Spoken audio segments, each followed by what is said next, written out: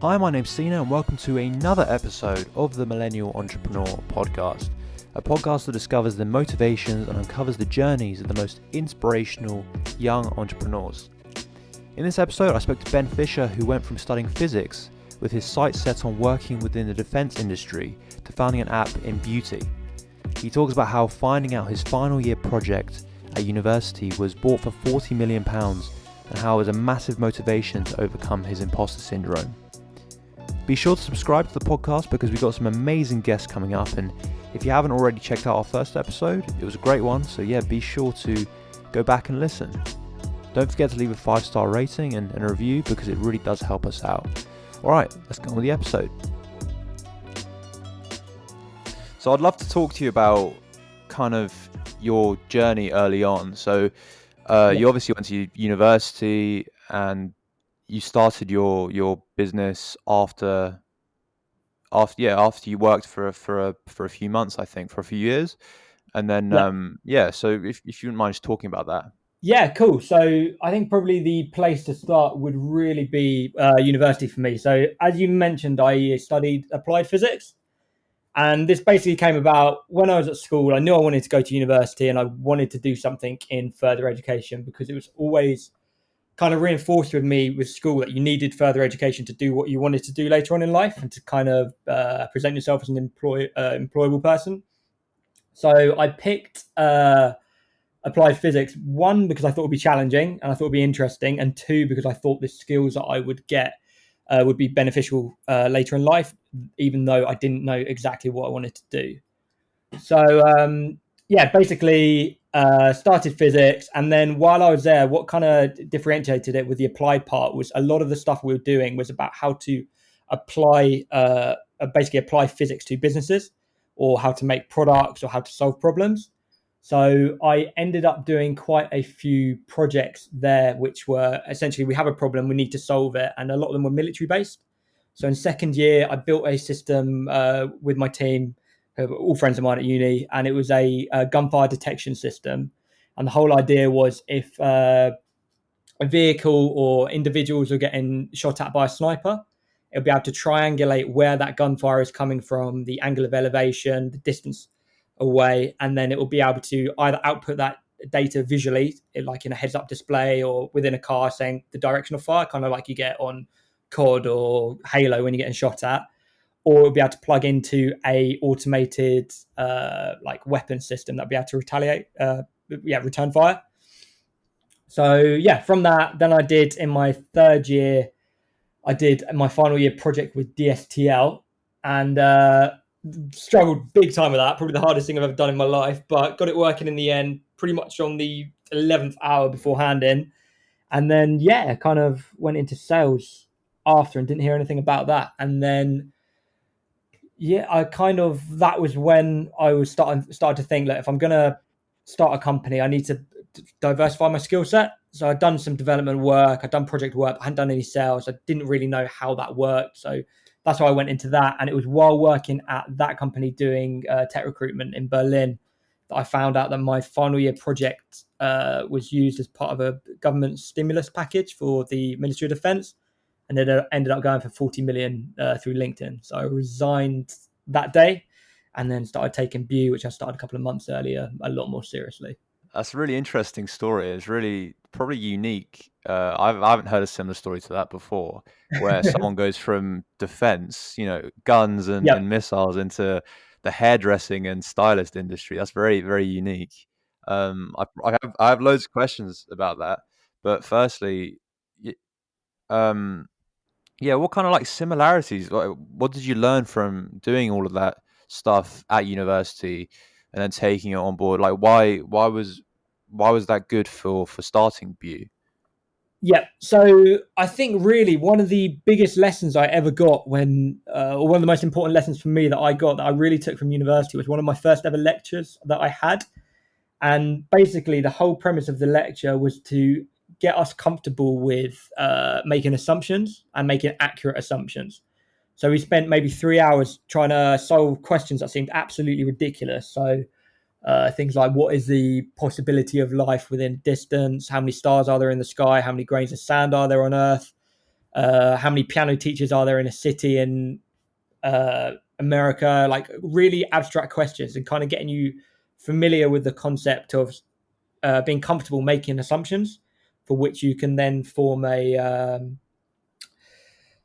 kind of like an understanding of. And this is something I really carried over when we started doing project-based stuff and we had to do things quickly.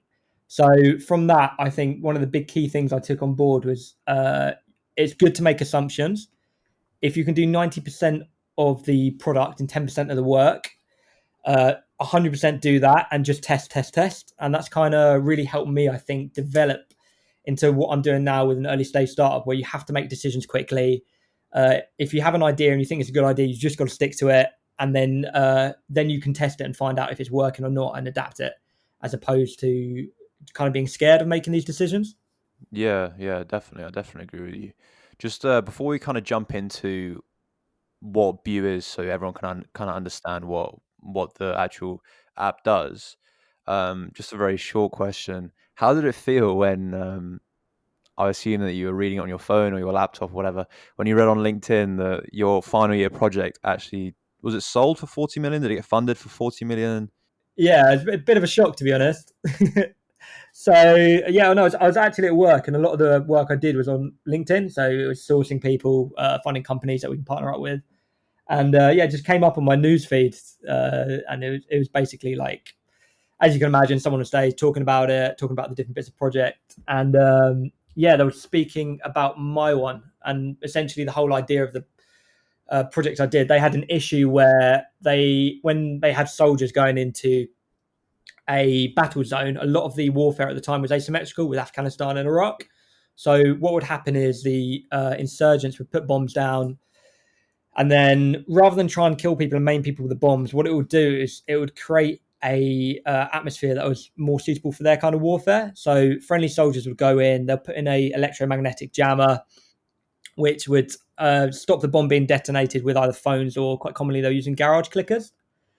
But what it meant for friendly soldiers was that it killed their all of their communications, all of the electronics that they were using.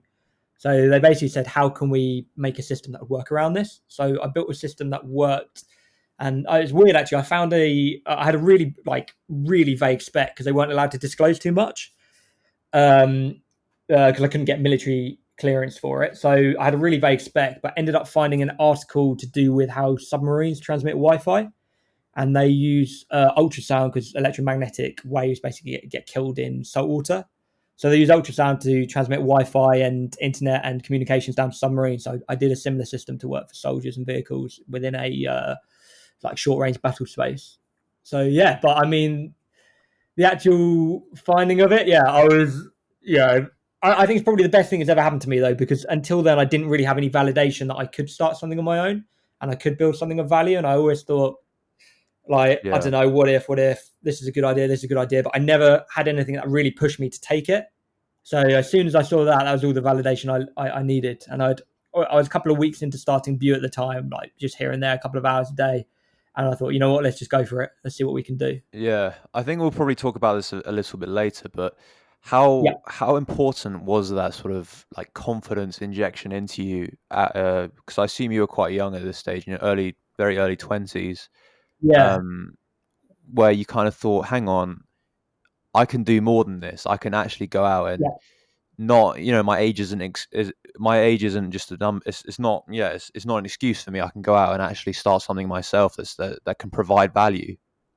Yeah, absolutely. It was massive. And the other thing is as well, like one of the reasons why I think it was so important to me and what it really injected into me was what I spoke about a minute ago about the idea of prototyping. So all I did for that project was a prototype. It was just a proof of concept to say, hey, this works. You can do this. So it wasn't anything that was going to be the final product. It was just like, this is the technology. This is how we use it. This is how we encode it. This is a feasible solution to this problem. And this could save lives. And that really kind of injected into me the belief that not only the belief in myself that I can do something and I can make something that will be of value, but say, actually, like, rather than try and find solutions, let's try and solve problems. And I think that's probably the most important lesson that I had in anything that I've done to do with startups. It's always make sure you're focusing on the problem. And it's easy to get carried away with solutions. It's something I've done before with Vue. You think you're making a great feature. For you, it's a great feature, but you're not actually solving a problem. So yeah, that whole experience that I did has been, I guess, is the fundamentals of my startup career, to be honest. Yeah, I think what's important to stress is that finding a solution that doesn't really solve a problem that's actually out there, Yeah, just because you think it's a good feature.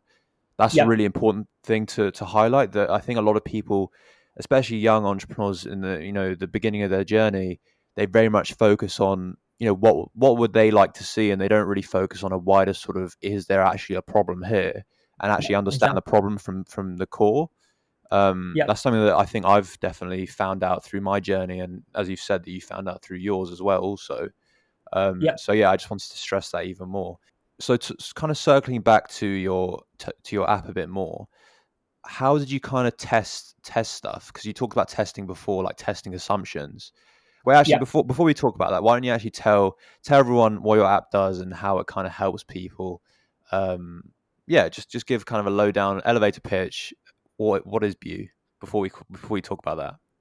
Yeah, so the elevator pitch would be that Vue is a single platform for the hair and beauty industry. And probably the best way that I can tell you a little bit about it is tell you how I came up with the idea. So I was actually visiting friends at my university, went down, and then one of them was like, look, we're going out to this event tonight. It's going to be great. Make sure you're looking sharp. So I went to get a haircut, and the barbers that I used to go to in the city had shut. So I just basically found somewhere local because I couldn't find anything online really.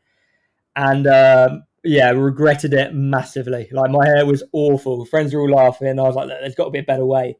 So the idea of Vue and what it became are kind of two different things. So the idea of Vue was to be able to find good barbers, good hairdressers in your local area. And then the more I kind of dug into it, I realized that there's fundamental issues in the industry, and a lot of it's revolving around self-employed people. So we've made the only software solution for self-employed people in the hair and beauty industry as a result.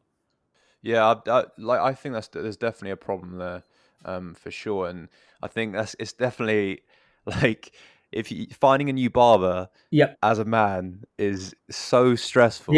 I'm definitely a sufferer of this problem. Moving to a new city, finding a new barber that you can trust, Yep. I think is a massive problem. So yeah, I think it's definitely a gap in the market there. Yeah. And how did you? So you kind of had the idea from yourself, your own kind of personal Yep. sort of. You tried to find a barber and they messed your hair up, but how did you kind of test wider if there's actually a problem there, or if it was just kind of a personal struggle? Yeah, of course. And I think this is something that's really important as well, especially if you're getting into an industry that you're not that familiar with and you really need to understand your market. So the way I tested that was literally just speaking to as many people as possible. Initially, like the kind of coding I did wasn't really suitable for app development. I kind of think the best way that you can show someone a problem or a solution is actually physically show it to them. So initially, I started off in PowerPoint slides and just doing very basic UI UX and saying, look, here's a problem. Imagine this scenario. Here's a very, very basic outline of a solution that I think could work. Can you have a look at it and tell me what you think? And then rather than giving them like the full solution, I gave them as little as I could that they could interact with and basically just listen to what they said. So I like this, I need this, I need this, and to kind of find out what problems that they really have as opposed to the problem you have as a consumer. Because you've got to remember with that kind of business, like although it's great giving a good experience to the consumers who can't find a good barber and stuff, you've also got to remember who you're going to be asking to pay for the software or who's going to be paying for your business. And I think it's very important that you have almost both thinking hats on, that you're approaching the problem from all angles and making sure that you are catering for the people who are actually going to be paying for your services as well. So that's something I think is very important. Just basically speak to as many people as you can as possible and just really try and find out what their pain points are and how you can solve them. Yeah, for sure. And I think a lot of people might say, "Wait, hang on. How do you speak to the relevant person? I have an idea. Yep. How do you actually reach out and speak to them? Yep. How did you do it?" How did I do it? So this is basically one of the way I did it was initially I just walked into every single barber I could. I got a train into London, started I think I started in Shoreditch and then walked from Shoreditch to the river and basically walked into every single salon on the way and just said, look, can I speak to you for 5 minutes? Can I get some feedback on this idea? And within a day I probably went into 20, 30 salons. By the end of the day I had a good idea of what the issues were, and then from that point onwards I basically uh, I started approaching people in the industry and saying, look, can I get some feedback on this? Messaging them on LinkedIn, finding out their emails using like Chrome plugins, sending them an email, calling them up and just saying, look, can I just have 2 minutes of your time? And basically just going about that way. And what you'll find, I think, and what I found is people are actually really receptive to help people. If they don't feel like they're being sold to and they don't feel like anything's being pushed on them, most people do have time to speak to you. So that's something that I think is very important for everybody who has an idea for a business or who is starting to develop a product, is make sure you are speaking to your end consumers and speak to them in a way that they feel that they can be honest with you. So they don't feel that you're trying to sell something to them. They don't feel they have to be polite. You speak to them in a way that you can get critical feedback. And I think that's quite important. You've got to make sure you're asking the right questions. And also, I think something that a lot of young people might struggle with is going into, stores and having that sort of physical conversation. I know a lot of my friends, even now at their age, are very sort of apprehensive about talking on the phone, even. Yep. And what I would say to kind of highlight your point, I think, yeah, people are very open to talk to people about their problems, and as long as they don't feel like they're being sold to, as you said, Yep. they're very open to talk about their problems, and you don't have to go in with kind of, would you like this? You can kind of be very open with them and kind of ask around sort of generally what their sort of problems are, and then kind of mold your sort of business idea around them. That's the way. That's the approach Yeah. you should adopt, I think. Exactly. And I think the other thing is as well, quite often people don't know what their problems are. So you have to coax it out of them and find out not just what is the cause of the problem, but what does that mean to them? So do they feel like they're not generating the revenue that they should be generating? Why? Is it a marketing issue? Is it a pricing issue? There's a million different things that could be causing these problems. And it's about making them explore what their problems are to find out if you can build a solution for it. So yeah, making sure you don't ask pointed questions, I think, is incredibly important in that stage of research. Okay, so you found out the problem now. What Yep. was kind of the next step for you? So you knew there was a problem, and you knew kind of what the sort of, yeah, what the drivers were for these problems. Yep. What did you do next? So this is the thing. So basically, armed with my PowerPoint presentation of what I thought an app would look like, and realizing that I didn't have the necessary skills to build this. I'm not an iOS developer. I'm not an Android developer. I'm not a web developer.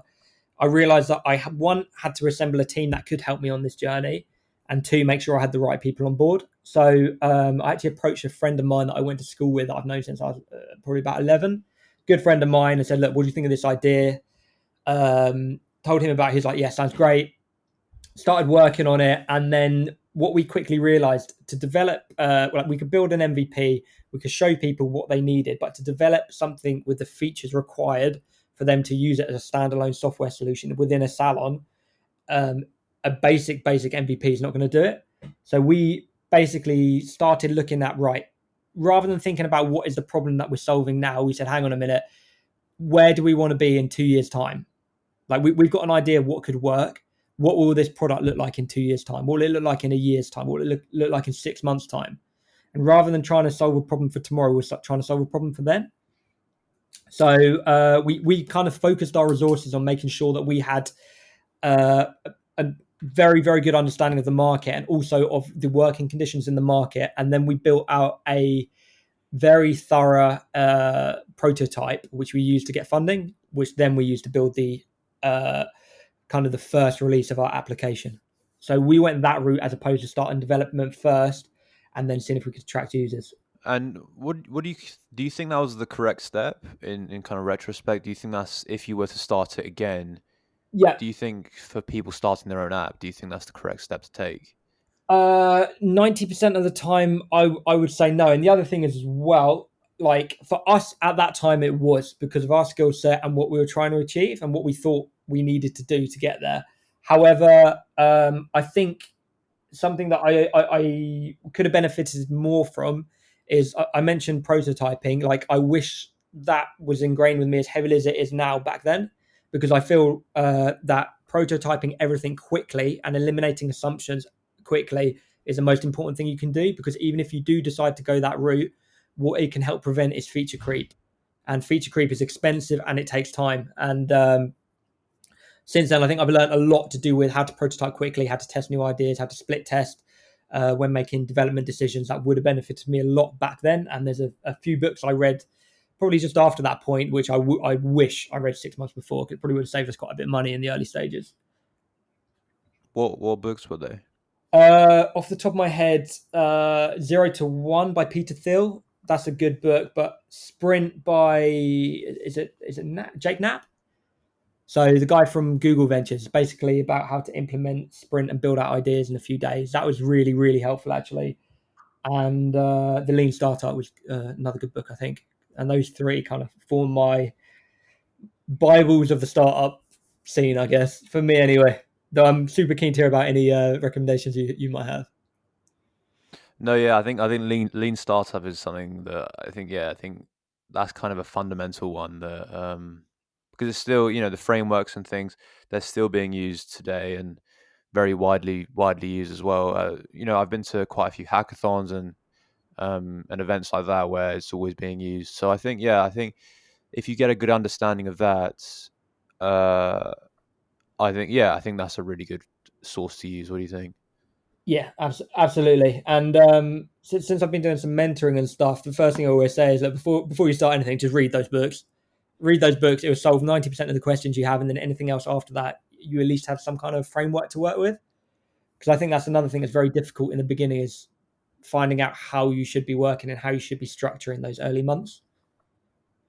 Yeah, for sure, and especially when resources are very kind of scarce in the Yeah, early months. So, how important? Well, I guess like you kind of validated the idea at the beginning, right? With all your prototyping and testing those assumptions, but that was kind of a vital step into getting funding, right? And yeah, then the funding actually allows you to build the product you want to build. yeah, yeah. For us, that was really important, and it also allowed us a good route to market as well. Because we something that's important when you're going for funding is making sure you're getting it with the right person. Because of I think for a lot of people, the idea of asking people for money is a very, very scary prospect. And I know it was for me. The numbers are like if you ask someone for 10 grand, 20 grand, 30 grand, 40 grand, it's a big amount of money. And I think that in itself can present some inherent challenges just due to the almost like the awkwardness of it. I think people were very reluctant to talk about money, but what's important to remember at all stages with funding, with all this kind of stuff, it's not just about the money itself. So if you can put the money aside and like the associations you have with asking someone for that kind of money, and you can break it down and say, this is what we need this for, this is what we need this for, this is what we need this for, and also do some research into the what investing means for an investor, because this is the other side to it as well. If you're an investor, you get very good tax breaks, SEIS, EIS. There are a lot of benefits to investing, and I think by educating yourself on that side of things when you're going for investment, I think it kind of takes some of the stigma away from that's kind of associated with asking people for money, and I think that's kind of important to do quite early on, and just realize that money is a resource, same in the same way that the time you're putting into this business is a resource. Money and time are two of the same things. Money allows you to do it, time allows you to do it. So yeah, I think the whole idea of asking for funding, especially with angels as well, early on, that's something that's very, very important. And I kind of wish there was maybe a little bit more guidance when I was doing it, just to kind of prepare me for that. So who funded you, and how did those conversations kind of happen? Like, how did you find? Was it an angel investor? Did you have to find someone to invest into your app? Yep. So we've got a angel investor, and they're chosen to remain anonymous for now. But basically, the way we went about investment was I said, "Look, I've got a really good idea that I think you'd be interested in. I would love to pitch to you about investment. I don't know if you invest in companies before. I don't know anything about that. I don't know you, So while I'm building out this idea, can I intern it for your company for a bit and see if I can prove myself? And after a set period of time, I'll pitch to you. And that's literally how I went about it. I just said, look, let me come work for you, let me prove myself, and then we can go from there. We can talk about maybe investing in this idea. So you actually emailed this guy that you've kind of been tracking for a long time and said, "Let me work for you for a bit, intern for you, so you can get to know me, and then after that, if you're impressed, we can talk about my idea." Yeah, exactly. So the thing for me was like, I was trying to put myself in their boots. And I mean, I was 20, 21, and like, I was thinking if someone called me up on the day and said, hey, can I have X amount of money? Here's my idea. Let me tell you about it for 30 minutes. Like, there's actually no way that I'm going to trust someone after that amount of time to invest.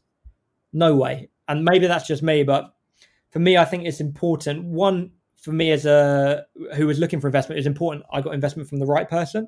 So it also gave me time to vet if they're going to be able to help me, not just with the money side of things, but with the business side of things. Do they have a network? What's their network like?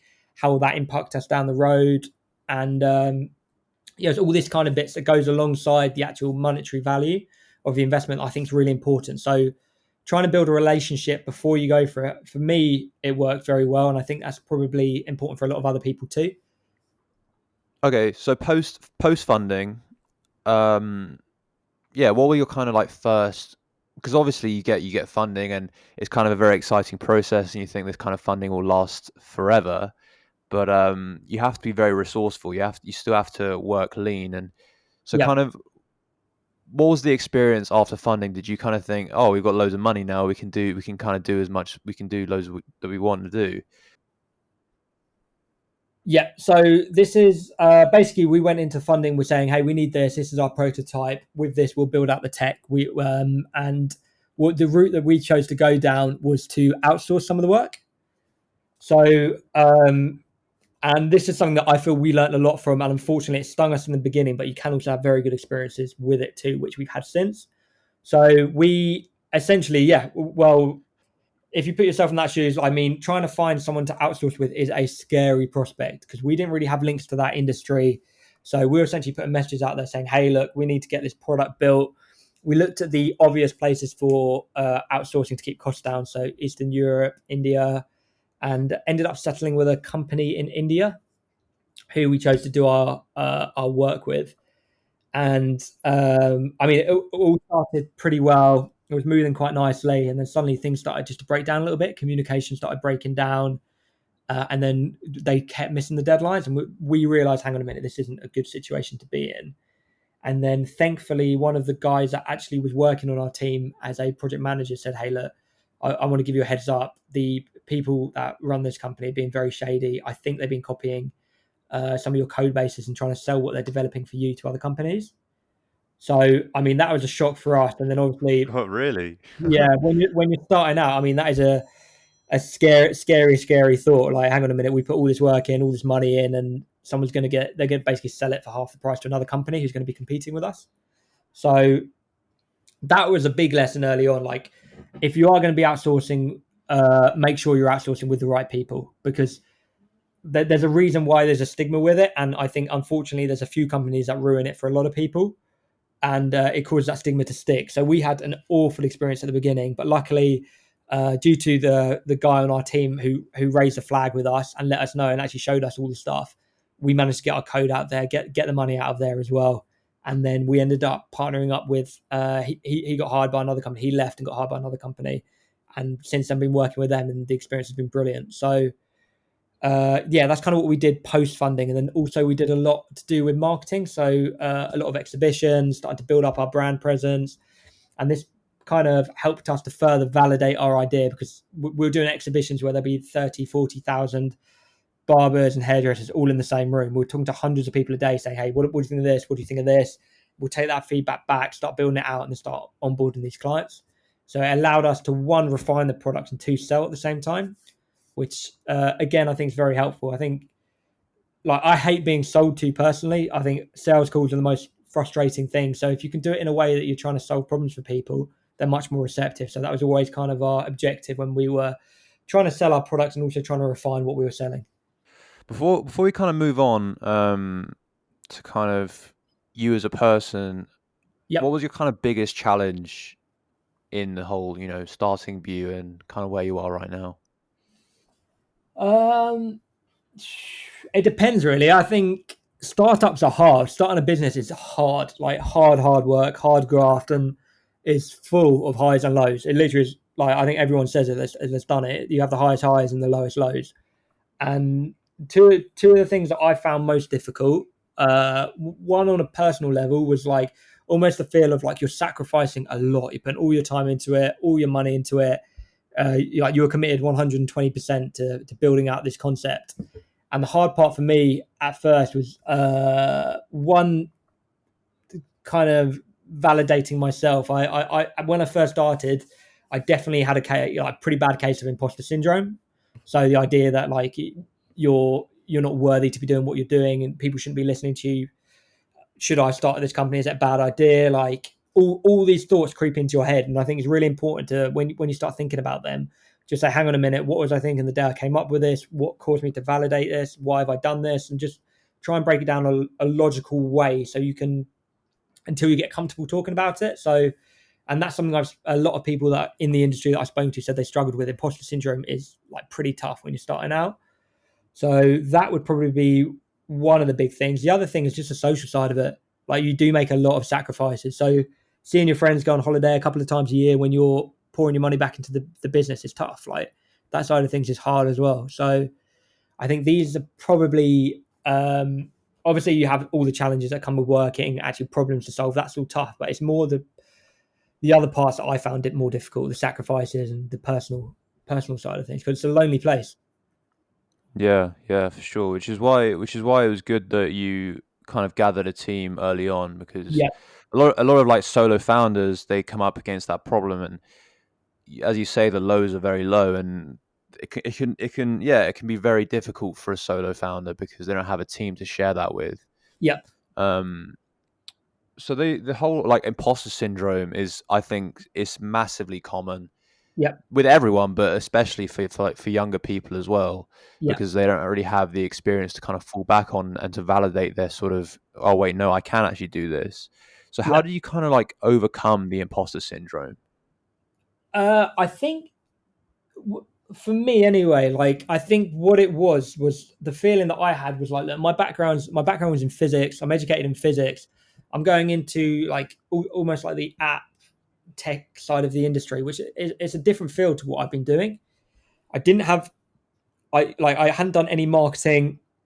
I hadn't done any UI UX, and like basically it was a case of like just learning on my feet, really, like just diving into different parts of the business and just having to learn it. So I think the kind of the feelings of imposter syndrome went down when I felt that my skills in those areas started to come up, and I thought, actually, you know what, I can talk about this.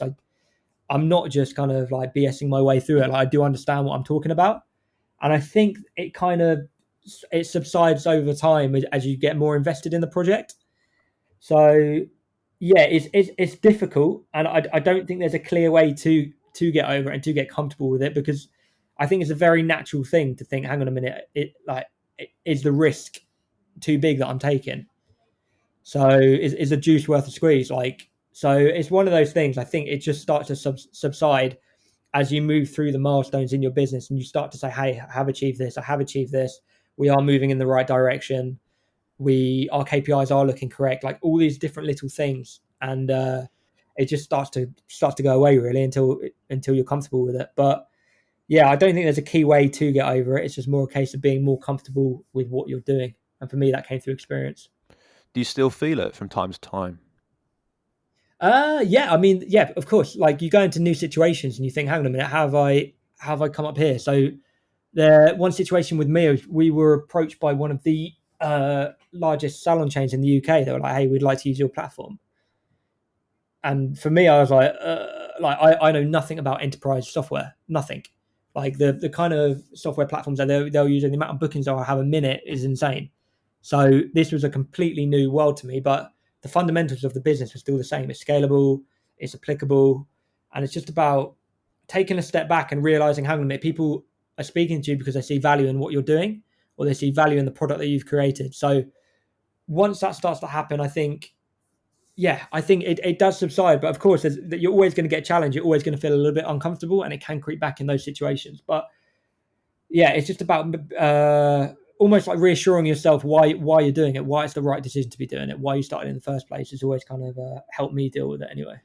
Yeah, I think it's perfectly normal to feel like that, and I think a lot of people who feel the imposter syndrome creep in, it Yeah, takes quite a strong hold of them, and they kind of feel, oh no, the imposter syndrome is real, and I can't carry on. When in actual fact, yeah, it's very normal. The people at the very top feel it as well. It's not just the yeah. people starting out. It's a continuous thing for even like established entrepreneurs. So the people that I've spoken to anyway.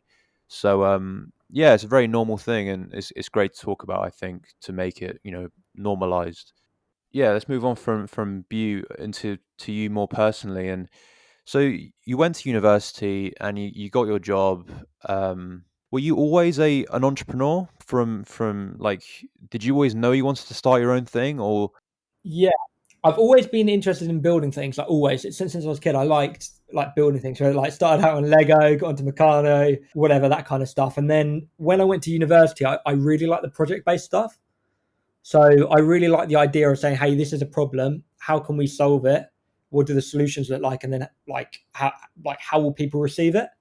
So for me, when I was at university, once I started doing the project based stuff, I kind of got hooked.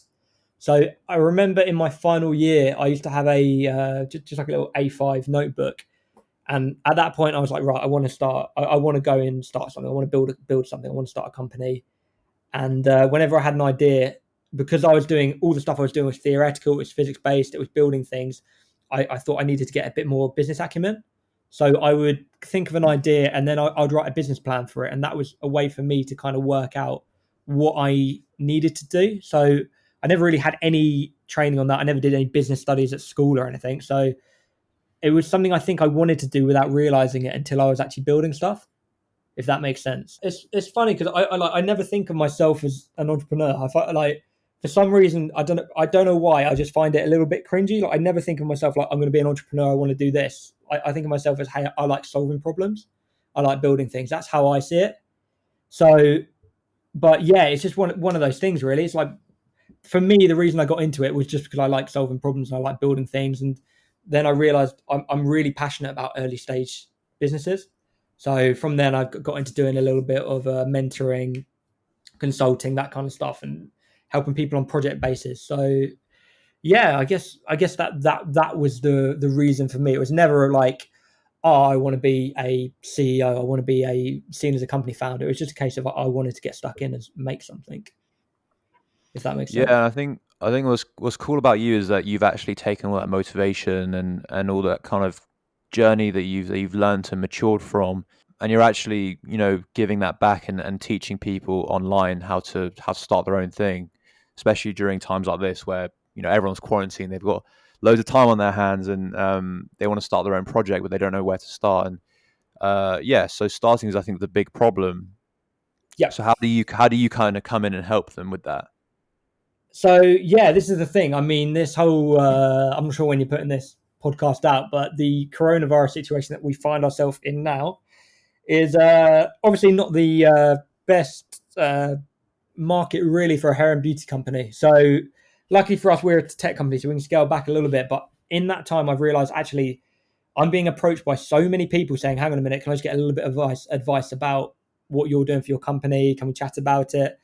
And what I found is a lot of people are currently off work at the moment, or they're furlonged or something, and they're thinking, actually, that idea I had, I've now got time to put a bit of time and a bit of money into it.